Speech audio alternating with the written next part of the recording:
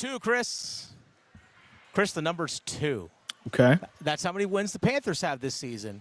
Okay. But it's also hopefully 2 wins in a row this Sunday after they play Dallas.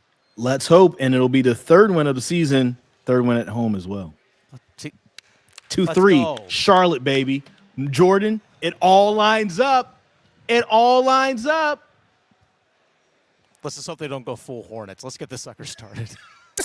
Get dialed in, Panthers fans. Here comes an in-depth look at your team. Exclusive interviews. Locker room insight. Let's huddle up for Panthers Playbook. Presented by Wake Orthopedics, a Wake Med physician practice. Here are your hosts, Dennis Cox and Chris Lea. Welcome back to another episode of Panthers Playbook. That's Chris Lea, Dennis Cox here with you. By the way, leave your thoughts in the comments section down below. By the way, Panthers Playbook brought to you by, sponsored by our good friends over at Wake Orthopedics. I want everyone in the comments section down below to let us know your thoughts about what you feel like this franchise, this team, 2-3 after the first 5 games of the year, are they headed in the right direction, yes or no? That's what I really want to know. Are they headed in the right direction, yes or no? Chris, I know the thing that you and I were talking about before we started recording this episode, even after the game on Sunday, is that what aspects of that win on Sunday are sustainable for this team going forward? There are definitely some aspects. Commitment to the run game. That is something that should obviously be something that we've been talking about since before the season, a commitment to the run game. But there are definitely things that you can't expect from week in and week out. You can't expect your team to come down from 17 points. You can't expect your running back to go for the second most rushing yards in franchise history. Those are all things that aren't sustainable, Chris. But there are definitely things from Sunday's win against the Dolphins that hopefully carry over against the Dallas Cowboys. Yeah, few things that I want to look for. And the first thing I'm going to say, we were ragging on the coaches a few times before. Let's give it up for the coaches because I think coaching is big. And I think building for the coaches on Sunday's performance has a lot to – and if they can do that Sunday, will have a lot to do with them if they can continue to make some good adjustments. And here's an adjustment we didn't get a chance to talk about Sunday that I noticed me and you were looking at during the game. I know where you're going with this. Where I was like, it feels like Trevin Wallace has the green dot because he's calling the plays out there, and Christian Roseboom wasn't. And then they'd have the dime packages, and Christian Roseboom was out, and it's like, well, wait a second. It feels like maybe Trevin Wallace, and you had the super zoom on your camera to try to figure it out from the press box and all that. Yeah. That was a great coaching decision because it felt like both guys played their very best game. Yeah, for real, 100%. We've talked about before how sometimes, like, this isn't a bad roster, but you didn't get the good output from the roster because maybe these guys weren't being put in the right positions. And now seeing Christian Roseboom not having that responsibility and being able to play free, looks like the responsibility placed on Trevin Wallace's shoulder made him play a little bit more solid and tackle more solid. That is something you can absolutely build on from 1 week to the next. And here's another one when it comes down to coaching decisions. Go on. A few weeks ago, I was saying I wish the Carolina Panthers would have a little bit more variety in what they run as far as the run game.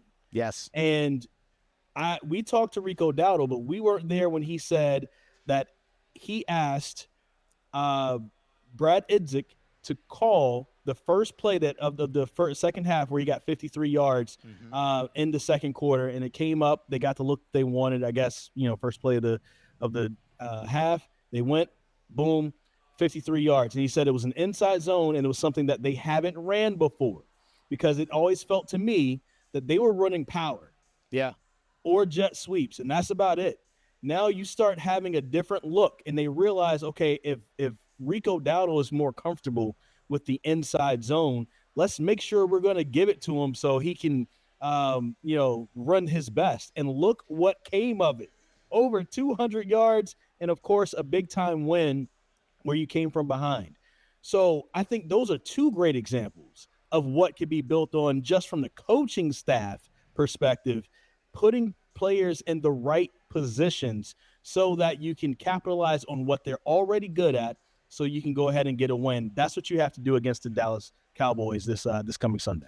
And you also hope that the players actually do execute in those situations Yes. as well. That's a big thing as well, because I think that if the Panthers fall behind 17-0 against the Dallas Cowboys, they don't make that comeback. Because let's be honest, the Miami Dolphins offensively was pretty putrid. The 3 touchdown drives that they had, 2 of them came off of turnovers by Bryce Young, and the final one that they got, the 3 plays late in the game where they had the big 46-yard touchdown pass to Jalen Waddle, was set up because it was poor special teams tackling. They got the ball at their own 45-yard line, so it was a short field for the Dolphins to work with. I mean, outside of that, their offense really wasn't moving a whole lot. Dallas's offense is just simply better than the Miami. It's the number one offense in the league as far as yards. Exactly. Just simply better, and they score more. They're much more efficient. I don't think you can fall behind 17-0 and then expect to try and win in a shootout against Dallas. That's just simply not going to happen. So that's something that you need to keep in mind as well, is that the players still have to do their end of things as well. And one thing that it definitely is not sustainable is the continued turnovers by Bryce Young. It's simple as that. We'll give 100% credit where it's due. The 4th down play where he had the scramble out to his right and he found Tepper McMillan that eventually led to their first touchdown drive, fantastic play. The out route where he had a pressure in his face, or actually it was a corner out, I should say, to Xavier Legette late in the game, big-time throw. The one to Jimmy Horn Jr., 4th down, that's a big-time throw. But you still can't have the 2 turnovers. Yeah, he factored in the 2 touchdowns that the Panthers scored, or 2 of the touchdowns, but that's a net 0. Your quarterback can't be a net 0. Right. He can't be. That's not sustainable for this team going forward. So that's something that we have to see the Panthers continue to make sure that they're not in positions where they're trailing in games, which has happened way too often this season, Chris. It just simply has been the case. I think it's really only Atlanta is the only time that they really actually had a lead in the first half. Yeah. That's it. Yeah. That's it. Unless maybe I think against Jacksonville, maybe. Actually, I take that back. And early in games, they got like a 7-0 lead, but really they weren't trailing. A sustainable lead. Yes, a sustainable lead. That's the big thing going forward, is that they still need Bryce Young to elevate his play. That is something that needs to be done. It has to be consistent with Bryce Young. And this is the other part, to add on to this conversation of what's sustainable.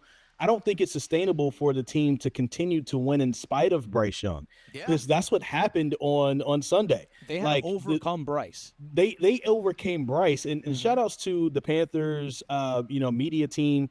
We heard the audio of Bryce Young, mic'd up and everything. And we saw the fact that, like he said to guys, hey, stay with me, guys, stay with me. It was his way of kind of apologizing, taking ownership, and taking accountability for where they were in the game at that point. Which is a good thing, by the way. It's a great thing. Yes. And I think he definitely – I love seeing that, because you see the leadership taking it to the next step. We saw a few weeks ago where he's slamming down the helmet. This time he wasn't doing that, maybe because he knew he's mic'd up and this is coming out.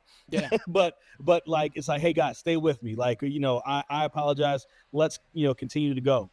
I don't think that is sustainable. Mm-hmm. So what you're asking is to make sure for Bryce that, without his turnovers, because he has plenty of them this year so far. 7. That is a blowout game this past Sunday. Yep. And against the Dallas Cowboys, the best offense in the league as far as yards earned or yards gained, you are not going to be able to do that. Now, their defense is exactly last, because there's most yards. But so you should be able to do well against their defense. But they do have great corners that if you throw the ball in their direction, they're going to catch it. So you have to be accurate. You have to be sure what you're going to do with the ball, and don't get yourselves in these situations where you're handing the Dallas Cowboys the ball when they don't need it. I don't think it's sustainable for the Panthers to win in spite of Bryce Young. So Bryce needs to be a big factor in this win if they were to get one this coming Sunday at home. That's the key going forward, is that what can Bryce do to elevate the guys around him? That's something he needs to do on a consistent basis. That's not asking like too much from a number 1 overall pick. That should not be too much. Hey, when guys aren't playing well or when you're in a deficit, hey, elevate the guys around you. That shouldn't be a big ask for a guy. Again, that's the number 1 overall pick. If you look at a lot of the different stats in terms of passing yards per game, QBR, passer rating, things along those lines, touchdown to turnover ratio. because I'll factor in the rushing touchdowns, but you also have to factor in the fumbles, not just touchdown to interception ratio. I mean, it's 8 touchdowns total to 7 total turnovers. That's only a +1 through 5 weeks of the season. That's not good enough. Simple as that. That's not good enough. His QBR is in like the low 20s in the entire NFL. That's not good. I mean, he's literally down there with like Spencer as far as his Rattler in ranking. some areas. Yeah, as far as his ranking in the league. He's literally down there with Spencer Rattler. Yeah.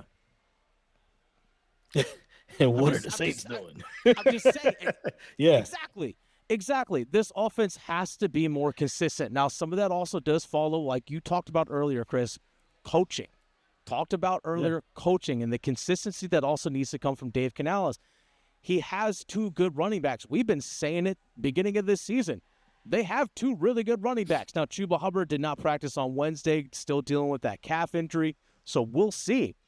But you have good running backs that, even though Dowdle and Chuba can be very similar because they are 100% capable of running between the tackles, I feel like there's a little bit more of a dynamic aspect from Rico Dowdle in terms of the pass game. I think there is. I think there's a little bit more of that big play.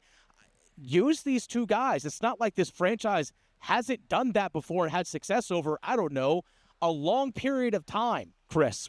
Go back to not just D'Angelo Williams and Jonathan Stewart. Go back to Stephen Davis and Deshaun Foster. It works. It can work, and I hope Canales sticks with it. I said this earlier this week on radio with Tim Donnelly on 99.9 The Fan, that I feel like the balance, if both guys are healthy, again, to be determined if Chuba Hubbard's going to play this weekend, but I feel like the balance is somewhere of like 18 touches for Chuba and 15 touches for Rico Dowdle. Now, again, the touches could be like both the run game and the pass game. I think that's a good balance between those 2 because if you need a little bit more pop in a 2-minute drill, Rico Dowdle's fresh, ready to go because he can add that pass-catching element. But if you're up and you need a 4-minute drill, hey, we're up 7, we need to grind out yards, hand the ball to Chuba because he's going to be fresh late in the game and he can get you 4 or 5 yards a pop. That's a good balance that I think these 2 can definitely bring, Chris. And, I would say what we saw from Trevor Etienne at the end of the game this past week. Ran really also, well. if you take a carry or 2 from the other 2 to give it to Trevor Etienne to make sure he's in there, I think there's been a couple times we've seen the Panthers use these 2-back sets, and it always seems to produce pretty well for them, when they're on the field, because it gives the linebackers and the safeties something more to look at in the backfield. So just something to hold their eyes just a little bit longer if you're running something to give them a little bit of eye candy. And I think that's one of those easy things that you could probably do, especially against a defense that's struggling to keep people from gaining yards. Their offense has to be as explosive as they are because the defense really isn't helping them out at all.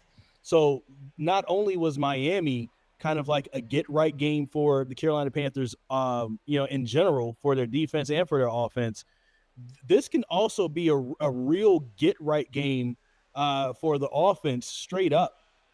Just to make sure. I mean, Miami is down there for the NFL, but Dallas is literally the very last in giving up the most yards per game.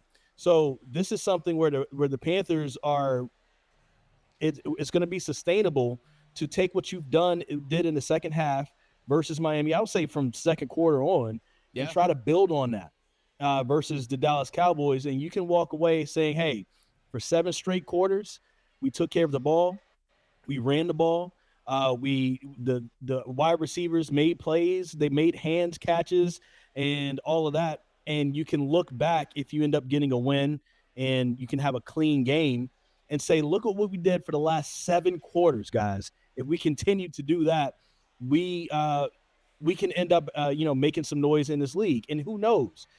This could be the type of stretch that could give this team the confidence and the know-how. If you end up starting the season through 6 games at 3-3, that maybe when you go against Green Bay and you get down a little bit, or maybe you don't have to get down a little bit, you have the ability to come back, and you have the will to say, like, "Hey, we can end up doing this." Or you go against the Bills, and now it's like, okay, the confidence is even growing a little bit more.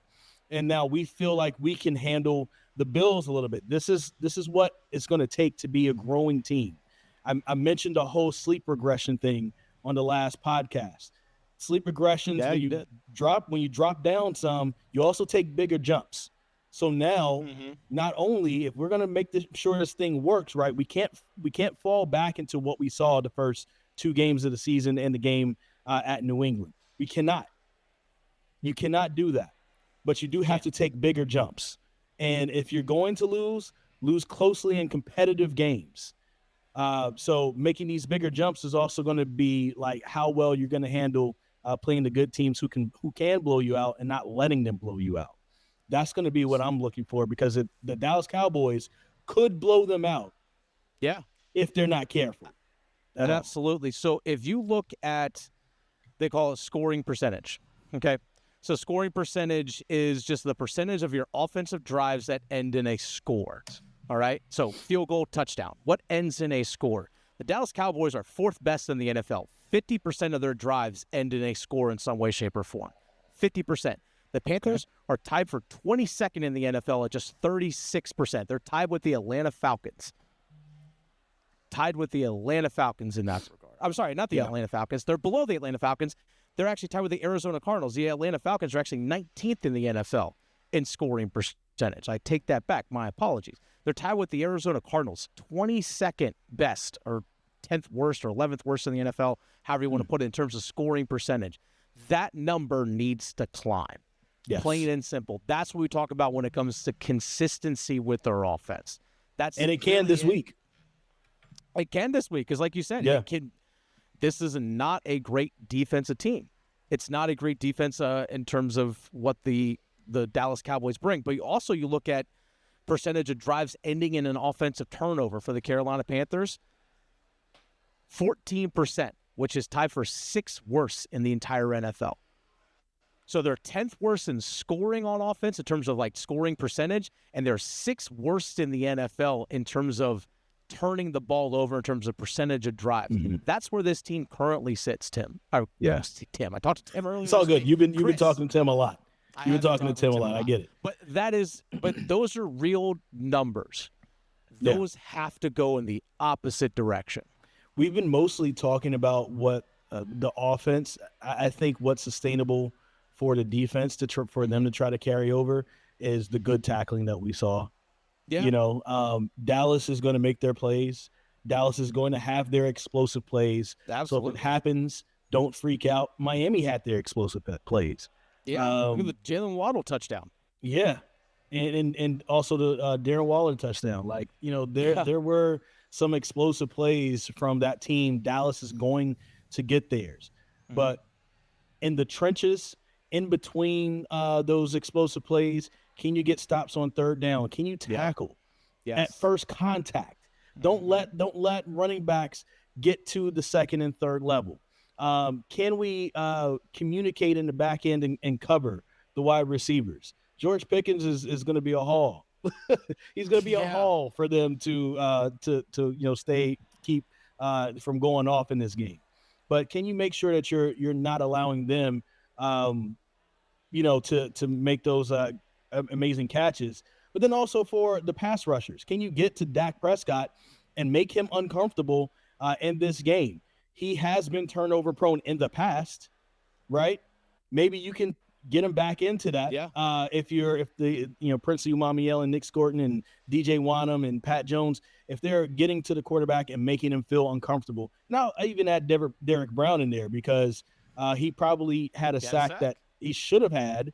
He did have a sack, but he probably should have had 2 in that game where he was held and it was called and taken to the ground. What can you guys do against this offensive line for the Dallas Cowboys as well, just to make them more uncomfortable? The defense, I think, that we saw, they don't have to be the best defense in the NFL. And I'm not saying that you have to keep the Dallas Cowboys to 19 rushing yards because I don't think that's going to happen, right? They might get 19 on the first drive. Keep them under 100 for the game. And don't let them get too comfortable. And when the time calls for it, get off the field on 3rd down and give your offense a chance. And I think that is definitely sustainable. for Jonathan the Mingo Panthers revenge offense. game. Jonathan Mingo revenge game. Rico Dowdle Miles Sanders revenge game. Maybe Miles Sanders. Revenge game, but not Jonathan Mingo. Who else is there? Javonte Williams is a running back, former UNC running back. Javonte Williams is the running back there. Yeah, Javonte, he's a haul. I was going to say, isn't Will Greer still in their practice squad? He might be. Will Greer revenge game? Where's Will Greer these days? Yeah, he's Dallas Cowboys. Look at that. Yeah. I feel like I see his beard on the sideline every once in a while. Yeah, he is still. Look at that. Will Greer, still in the league. Still in the league, man. Yeah, welcome back to Charlotte. This beard. Yeah. A beard I could only wish for. Yeah, the beard you can grow in 2 days. Yeah, literally, actually. It takes about 2 days. Chris, this will take you 2 years, I think, to reach this point. But you know what? It's where we are. But we'll be back Bank of America on Sunday. Again, I want to see, we hear coach, I'll wrap on this, Chris. We hear coaches, we even hear players talk about stacking good days together, stacking good plays together. Let's stack good games together. Let's see that this weekend.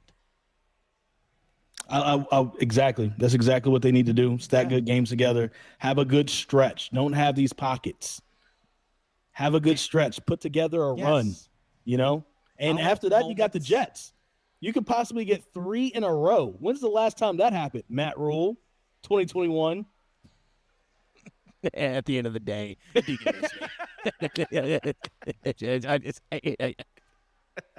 At the end of the day, Wake Orthopedics, elite at what they do. Big shout out, sponsored by Wake Orthopedics. Again, leave your thoughts in the comment section. Do you feel like this team is going in the right direction? We'll have to wait and see on Sunday. We'll have another episode of Panthers Playbook. Make sure you subscribe. We'll see you on Sunday at Bank of America. Hey.